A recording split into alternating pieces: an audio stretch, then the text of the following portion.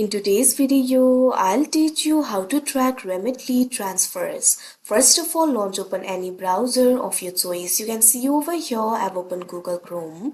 Now click on the search bar and type in remitly.com. Press enter.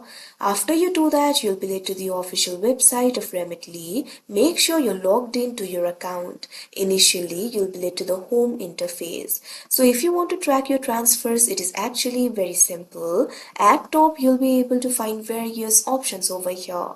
At second, you'll be able to find this option for transfer history. Click on it. Now you'll be able to access the transfer history over here. You'll also be able to track it. You'll be able to find various options over here. If you want to see all of your transfers, simply click on this option, all transfers. If you want to track your transfers which are in progress, click on this option, in progress. Now you'll be able to see all of the transfers that are in progress right now.